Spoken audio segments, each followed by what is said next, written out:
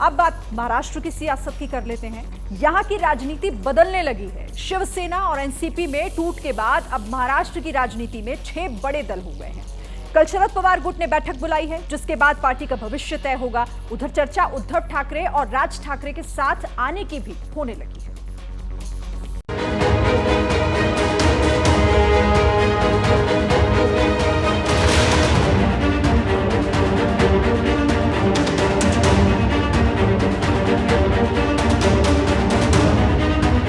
महाराष्ट्र में सत्ता के समीकरण की ये नई तस्वीर है। एक तरफ सीएम शिंदे हैं, तो दूसरी तरफ डिप्टी सीएम अजित पवार और बीच में बीजेपी के देवेंद्र फडणवीस।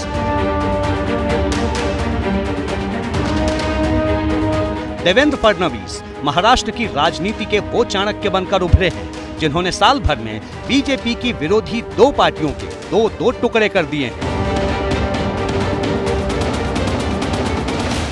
पिछले साल शिवसेना को 2 हिस्सों में बांटकर एक तरफ उद्धव को खड़ा कर दिया, तो दूसरी तरफ शिंदे को। अब इस साल एनसीपी को 2 हिस्सों में बांटकर एक तरफ चाचा शरद पवार को खड़ा कर दिया है, तो दूसरी तरफ भतीजे अजित पवार को। मतलब ये कि महाराष्ट्र के सियासी अखाड़े में शिवसैनिक से लड़ेंगे और पवार की सेना से ही भिड़ेगी। अजित पवार की बगावत के बाद एनसीपी का सियासी भविष्य क्या होगा, इसका फैसला कल होने वाली मीटिंग से तय हो जाएगा। राष्ट्रवादी के पास ये सब होने के बाद पार्टी किसके साथ रहती है और किसके साथ सबसे ज्यादा एमएलए, वो शायद कल परसों समझ में आएगा। फिलहाल दोनों ही गुट अपना सर्वमान्य नेता शरद पवार को ही मान रहे हैं, लेकिन खुद शरद पवार महाविकास अघाड़ी में बने हुए हैं।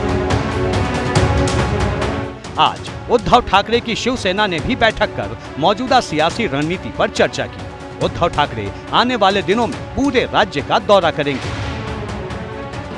तो हम सब महाविकास अघाड़ी के बैनर के नीचे हम एक साथ हैं। नेता कांग्रेस हो, चाहे राहुल गांधी जी हो, चाहे पवार साहब हो, चाहे उद्धव ठाकरे जी हो, निरंतर एक दूसरे के संपर्क में है। पवार परिवार में टूट के बाद अब ठाकरे परिवार को एकजुट करने की मांग तेज होने लगी है। एमएनएस के एक नेता की तरफ से ये पोस्टर कल मुंबई के कई इलाकों में लगाए गए थे।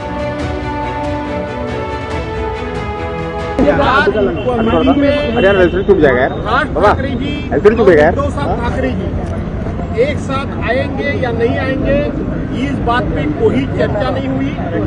बिल्कुल उस बात पे कोई किसी ने जिक्र नहीं किया, किसी ने नहीं। अब भी फिलहाल जो मैं बात करूं तो इस प्रकार का प्रस्ताव नहीं हमको उबाठा से कोई आया है, ना हमने उनको कुछ दिया है।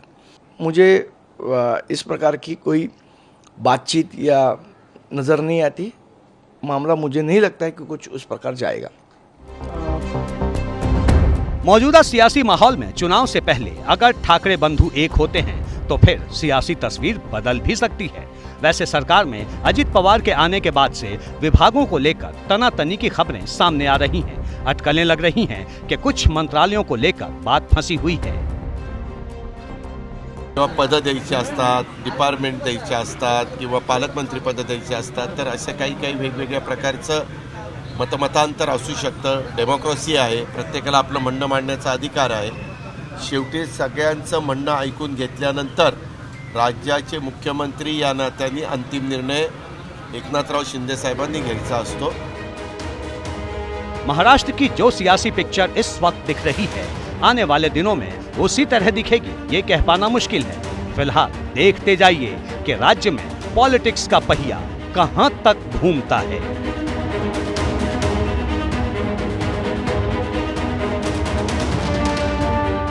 जैसे ही घड़ी का काटा दोपहर 2:30 पे आए, बबीता जी का दिल सास बहू साजिश के लिए मचल जाए। और ये है इनकी बहू, पूरे दिन ऑफिस की टेंशन हो जाए गॉन जब ये करें अपना फेवरेट शो फ्री टाइम पे ऑन। इनकी तरह आप भी देखिए अपना फेवरेट शो अपने टाइम पर और डाउनलोड कीजिए एबीपी लाइव ऐप अपने स्मार्ट टीवी पर।